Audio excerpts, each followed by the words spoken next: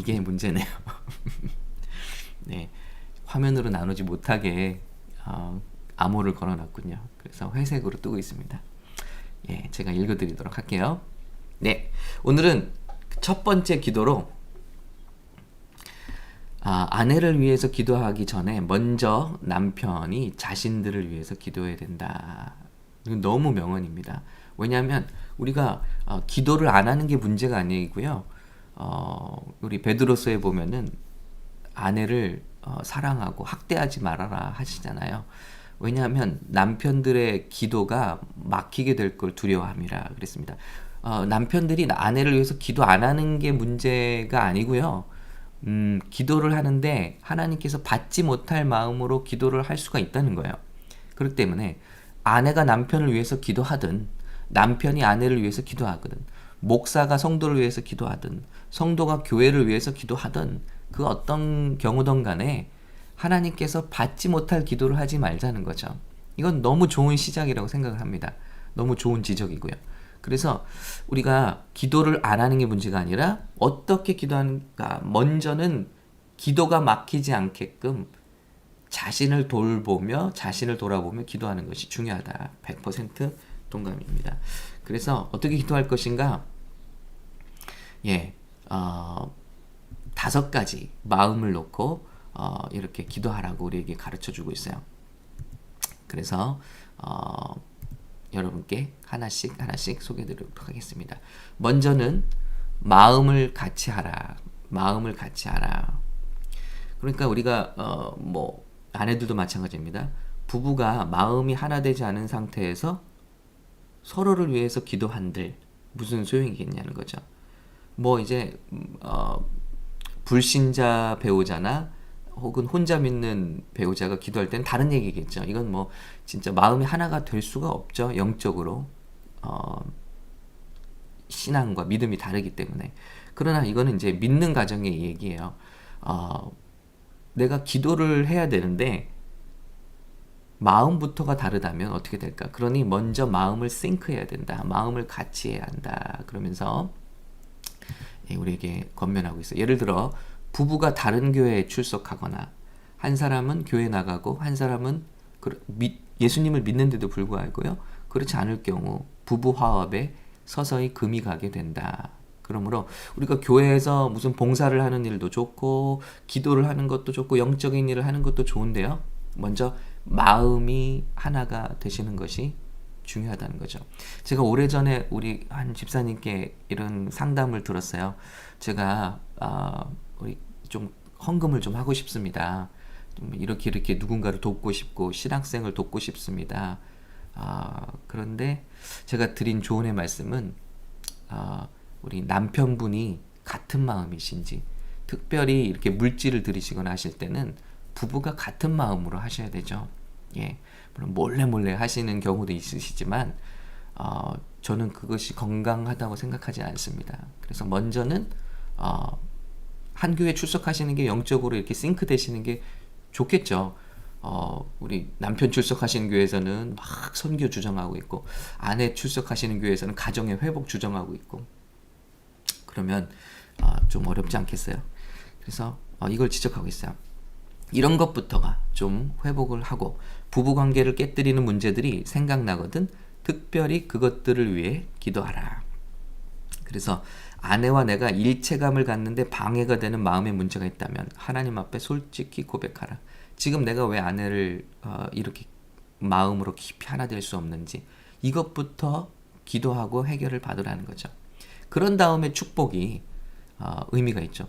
목사인 제가 성도들 향해서 그런 마음이 있는데 그런 마음이 하나가 되지 못했는데 축복을 한들 그것이 축복이 되겠습니까? 먼저 이런 마음부터 해결을 하라. 두 번째는요. 긍휼히 여기라. 체휼하라. 예. 아내가 고통당하는 모습을 보면서 못마땅하게 생각한 남편들도 있고 제가 찔끔하더라고요. 아내가 굉장히 팬데믹 때 공황장애 증상까지 보이면서 힘들어했는데 나중에 제가 막 못마땅하게 생각을 했어요. 뭐지? 예, 마음이 저렇게 약하지?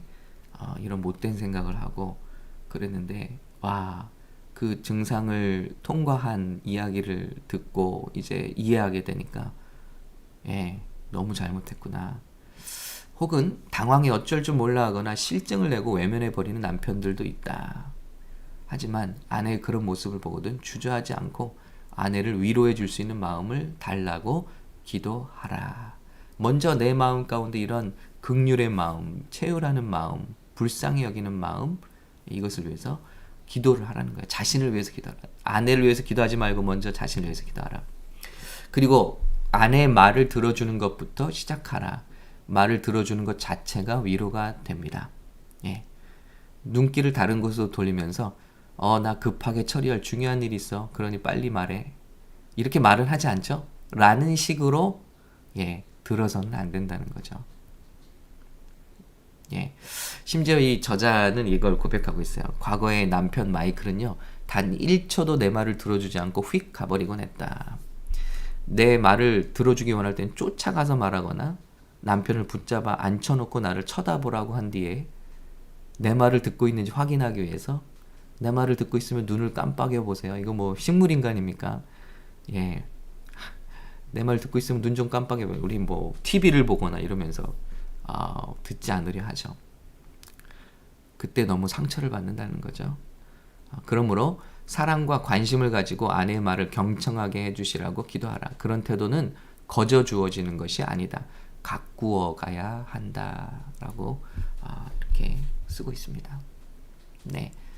다시요. 이런 태도는 그냥 쿵 하고 시작되는 것이 아니라 가꾸어 가야 한다. 공감입니다. 세 번째, 사랑하는 마음을 달라고 하라. 너무 당연하죠. 사랑하지 않으면서 어떻게 축복하겠습니까?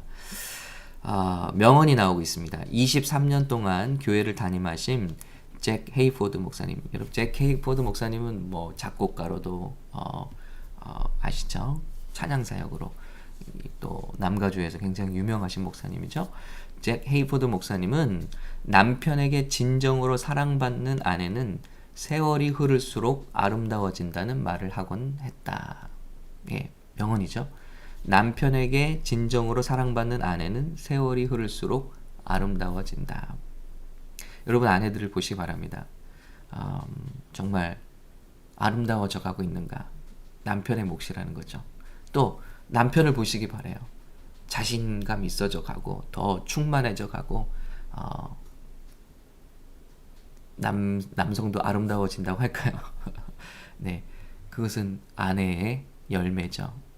아내의 거울이죠. 여자를 보면 남편을 볼 수 있고 남편을 보면 아내를 볼 수 있죠. 여자는 사랑받으면 내적 아름다움이 세월이 갈수록 더욱 빛난다. 제가 22살에 결혼을 했고요. 아내는 20살에 결혼을 했습니다. 뭐 결혼에 대해서 뭘 알았으면 이런 내용을 알았겠습니까? 그냥 좋다고 결혼을 했고요. 결혼하면 모든 게 더 잘 될 거라는 착각을 하고 결혼을 했고 서로 성장기에서 치유되지 않은 모든 독소와 상처들을 독나무가 독을 내듯이 서로에게 막 찍어내곤 했습니다. 이게 치유가 됐으면 향나무가 찍히면 향을 내듯이 향을 낼 텐데 독나무끼리 만났으니까 비비면 비빌수록 찍히면 찍힐수록 정말 독만 서로에게 막 뿜는 거예요. 그러니 점점 더 기하급수적으로 고통이 커져가고 그리고 1년도 안 돼서 정말 피 터지게 싸우고 목 끝까지 차오르는 그런 고통을 경험하게 됐어요. 그런데 그때 물론 하나님께서 우리 가정을 치유해 주셔서 제가 미국에 오는 계기가 되었죠. 그때 저희 가정이 치유를 받았을 때 하나님께서 비전을 주셨어요. 미국에서 수없이 많은 사람이 정말 저와 같은 답답한 마음으로 울고 있는 모습을 보여주셨고요. 그래서 그 당시 저를 부르신 목사님의 콜링을 따라서 대학교 4학년 때 여름방학이었는데 그때가 결혼한 지 1년 된 때요. 근데 그때 치유를 받고 미국으로 오는 결정을 해서 짐을 다 싸보내고 그 여름방학 때 저희 친구들은 제가 증발한 줄 알아요. 방학 때 사라져 버렸거든요. 제가 친한 친구 2-3명에게만 얘기하고 왔기 때문에 그리고 미국을 오게 됐습니다. 그런 극적인 경험이 있어도 결혼 생활이 극적으로 달라지는 건 또 아니에요. 여기에는 많은 노력이 필요하고 시간이 필요하죠. 그런데 한 새벽 기도에 제가 완전히 깨어지게 됐어요. 그건 뭐냐면 제가 아내를 저를 돕는 사람으로 생각했지 한 번도 제가 사랑해야 될, 가꾸어줘야 될 사람으로 생각하지 못한 거예요. 새벽기도 말씀을 제가 전하면서 제가 깨졌어요. 눈물을 펑펑 흘리게 됐고 그날 그 단상에서 무릎 꿇고 기도하면서 회개 기도만 했어요. 그리고 변화를 받았습니다. 그게 뭐냐면 잠언에 있는 말씀이죠. 내 샘을 복되게 하라. 내 젊어서 취한 아내를 기뻐하라. 그리고 그 샘을 복되게 하라. Let your fountain be blessed. Bless your fountain. 아내를 말하는 건데 나는 한 번도 아내를 축복하려고 데려오지 않았구나. 나는 나의 무언가 부족한 것을 채우기 위해서 아내를 데려왔지 나는 한 번도 그 삶을 꽃 피워주기 위해서 뭘 한 적이 없구나. 그럴 때 회개가 되더라고요. 그리고 관점이 달라지게 됐어요. 결혼은 내 필요를 채우는 것이 아니라 아내를 데려와서 그 인생을 꽃 피워주는 거구나. 은사를 개발해주고 과거의 상처를 씻어주고 그리고 흠도 없이 점도 없이 그리고 영광스러운 모습으로 나타나게 하시는 것. 이게 예수님이 저와 여러분을 신부로 맞이하셔서 하신 일이잖아요. 저의 모든 죄를 씻어주시죠. 그리고 정결케 하시죠. 거룩하게 하시죠. 영광스럽게 하시죠. 그리고 당신께서 은사를 주시죠. 은사를 주신 것을 키워주시죠. 영화롭게 하시잖아요. 그런데 한 번도 그러지 못했다. 그러면서 큰 회개가 되었고 관점이 바뀌게 되었습니다. 그럴 때 사랑, 하나님의 은혜인 것 같아요. 우리 가정을 이룰 수 있다는 거는 어떤 세미나나 이게 코칭으로 되는 게 아니고 물론 도움이 됩니다만 근본적으로 자녀가 방황할 때도 제가 간증을 했죠. 하나님의 개입하심이 필요한 것 같아요. 우리 부부관계의 변화는요. 절대 사람이 사람을 변화시킬 수 없다는 것을 인식할 때 하나님께서 개입하셔야만 되는 것 같아요. 그것이 우리가 기도하는 이유고요. 결코 아내가 남편을 바꿀 수 없고요. 남편이 아내를 바꿀 수 없습니다. 아니 부모님도 못 바꾼 사람을 생판 모르던 우리가 어떻게 바꿔요? 부모님도 못 바꿨는데 사람은 하나님만이 바꾸실 수 있습니다. 그걸 믿기 때문에 기도로 의탁하는 거죠. 그런데 그 기도하는 마음은 사랑하는 마음이 중심이 되어야 된다. 그래서 나를 위해서 이 사람을 바꿔주세요가 아니라 하나님이 디자인하신 그 사람이 되게 해주세요. 하나님의 말씀이 깨달아지게 도와주시고 제 말씀을 드렸잖아요. 저희 아내가 아무리 잔소리해도 저도 그런 사람이에요. 눈 딴 데 쳐다보고 얘기할 때 듣지 않으려 하고 얼마나 상처를 줬을까요? 그런데 말씀 한마디에 그냥 주저앉았잖아요. 우리 서로에게 이런 은혜가 필요하다는 거죠. 우리 가족 간에 이런 은혜가 필요하다는 거죠. 녹아져 내리는 그 하나님의 은혜의 순간들, 이것이 우리에게 반드시 필요하다는 것입니다. 그래서 아내가 남편의 사랑에 얼마나 큰 감동을 느끼는지 아마 남편들은 잘 모를 것이다. 아내를 사랑하는 마음을 잃어버린 때는 결국 아내를 잃고 만다. 성경은 내 손이 선을 베풀 힘이 있거든 마땅히 받을 자에게 베풀기를 아끼지 말라. 할 수 있을 때 아내를 향한 사랑의 손을 내밀라. 아내를 사랑하고 그 사랑을 표현할 수 있게 해주시라고 기도하라. 사랑은 아내를 아름답게 만든다. 제가 이렇게 변화한 다음에 샘을 가꿔주려고 하니까 샘이 맑은 샘물로 깨끗한 샘을 저에게 화답하더라고요. 저는 뭔가를 원했습니다. 근데 그걸 주지 않는다고 제가 짜증을 내고 화를 내는 거예요. 분노하는 거예요. 그런데 아내를 사랑하기 시작하니까 아내가 내가 전에 원했던 것들을 내어주더라고요. 존경, 뭐든 사랑, 또 가꿈. 심지어는 아내가 자신을 가꿔요. 남편이 아내를 사랑할 때 아내가 자신을 가꿉니다. 좀 그런 비밀들을 발견했어요. 자, 네 번째, 불쌍히 여기라는 것입니다. 불쌍히, 아까 채유라는 말씀과 비슷한데요. 자, 어떤 예를 들어서 말하는지, 아내에게 화를 낸다든지 거칠고 상스러운 태도를 보여서는 안 된다. 아내를 비난하면 오히려 더욱 완고해질 뿐이다. 남편도 마찬가지죠. 오직 기도만이 아내를 바꿀 수 있다. 아내의 약점을 못마땅해 하기보다는 위해서 기도할 수 있는 부드러운 마음을 주시라고 기도하라. 이 마음가짐을 위해서 기도해야 된다는 거죠. 아내와 남편은 서로 닮은 점 때문에 하나가 되기도 하지만 서로 다르기 때문에 서로를 보완할 수 있다는 사실을 잊지 말라. 우리가 결혼하면서 고통스러워하는 이유는요, 나와 다르다는 거예요. 성격차 때문에 헤어지죠. 그런데 하나님께서 우리를 하모니를 주실 때는 차이 때문에 우리를 만나게 해주셨다는 거예요. 제가 아는 대부분의 믿음의 가정들을 보면 남편과 아내가 전혀 반대, 성향상 반대의 사람들이에요. 저와 아내도 그렇습니다. 그런데 이것 때문에 헤어진다는 거예요. 결국 하나님은 다르기 때문에 우리를 만나게 해주셨고 상호를 그러므로 보완하게 만드셨다는 거예요. 결혼하기 전에는 다른 모습에 끌렸는데 왜 결혼한 후에는 다른 모습 때문에 헤어져야 하는가? 이것은 서로의 다른 모습을 받아들이지 않는 마음 때문이라는 거죠. 그래서 예를 들면 아내의 행동이 굼뜰 수 있다. 사실 일부러 그러는 것이 아니다. 그런데 우리가 결혼하기 전에는 이런 여유 있는 모습에 끌렸단 말이에요. 그런데 결혼하고 나서는 굼뜨다고 생각해요. 바로 이것이 우리 결혼이 무너지는 이유죠.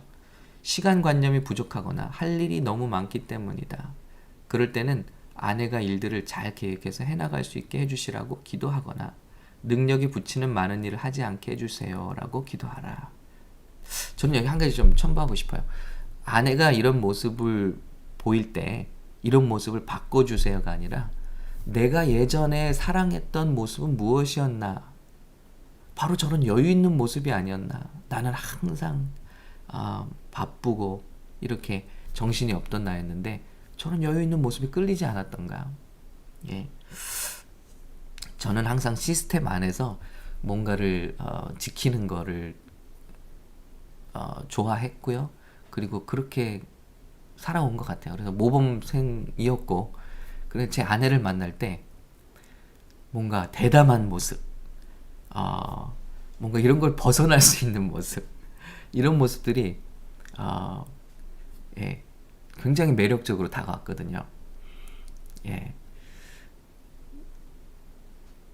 그런데 우리가 시간이 지나가면은 서로 다른 모습들이 이제 미움의 이유가 된다는 거죠. 그러지 말라는 거죠. 예, 서로를 보완할 수 있다. 그렇기 때문에 감사하다. 하나님께서 우리 짝 지어주셨다. 너무 감사하죠. 5번째, 겸손하라. 서로에게 겸손하라. 겸손하라는 말은 예의를 잃지 말라는 의미다. 풀어주고 있어요. 예, 친절하란 말이에요. 친구나 동료에게 말할 때는 예의를 갖추면서도 아내에게는 무례한 언사를 사용하는 경우가 많다. 하루 종일 밖에서 만나는 사람들에게는 친절하면서 퇴근 후 집에 와서는 하루 동안 지친 피로와 짜증을 쏟아붓는 화풀이 대상으로 아내를 생각하는 남편들이 있다. 예. 그런 남편들은 다른 사람들에게는 절대 하지 않을 비난의 말들을 아내에게는 자연스럽게 해댄다. 나는 주 안에서 같은 신앙을 가진 자매로서 그런 남편들을 향해 한마디 충고를 해주고 싶다. Stop it.